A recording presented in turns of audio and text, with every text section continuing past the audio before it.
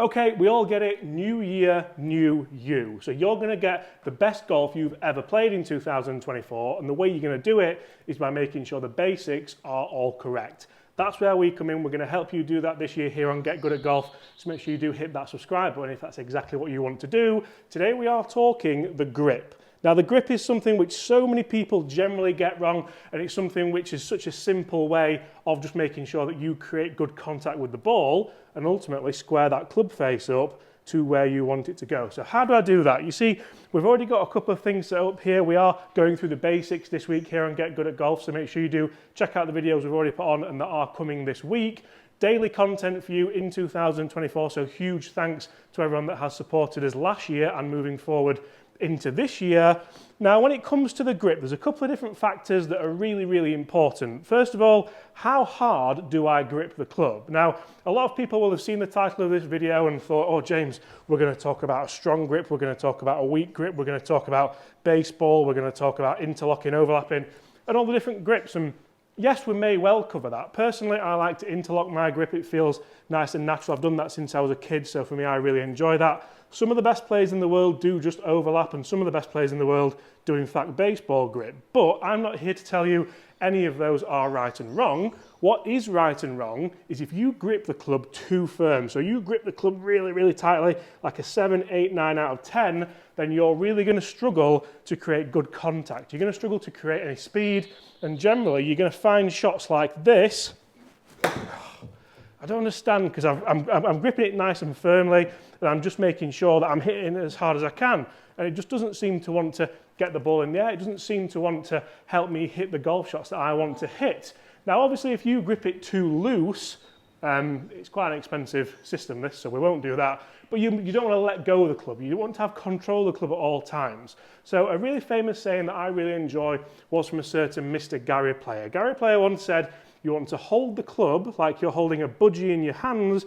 You don't want to harm it, but you don't want to let it fly away. So if you think about that, it's probably going to be a nice 3 out of 10, maybe a 2 out of 10, depending where the budgie is going to go. But what that allows you to do is set the club nicely on the way back. So you can see, if we look at the first shot I played, it was really rigid. There was no real flow to the swing. There was no wrist set. Whereas if I grip it nice and loosely, I can set that club nicely, load up to the top, and I can release the club out through the swing. So I'm allowing that club to move all the way around, and that helps me get a much better strike and a much better shot down that fairway.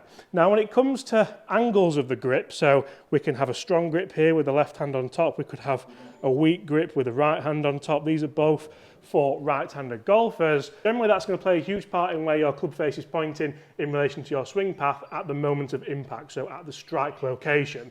Now, this is going to be different for a lot of golfers, because if you want to see a ball flight that goes right to left in the air, or you want to see a ball flight that goes left to right in the air, then you might have a slightly different grip. But the key for me is to make sure it's consistent. So as long as you're working either with someone on your game and you know what swing path you're trying to create, maybe we look here and we look at what we're trying to do on the GolfSon system. You can see my club path there was nice and neutral, 0.0. The face angle was 0.2, so that was a tiny bit closed, and you can see there that's why we've had a pretty straight pull there or thereabouts. It wasn't too bad, but a tiny bit to the left. So if I'm trying to work on a swing path that comes from the inside and goes to the outside, generally I'm not going to want a weak grip here, because if I have a weak grip with a club path that's coming from the inside, we will probably see a shot like this, where I strike it really nicely, but it's just going to the right. I can't work out why that's going to the right. It's just gone to the right-hand side. And if we look at these numbers here now, you'll see that the face to path was open. We had a face angle of 1.7 and a club path of 1.5.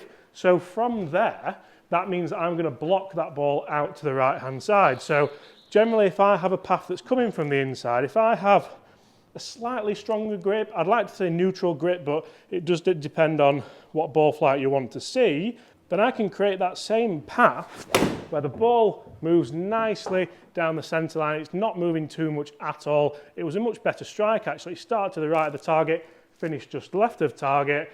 And that's me trying to play it a little bit into out. So club path was pretty neutral again, face was a tiny bit open, and we've had a nice little tiny draw there.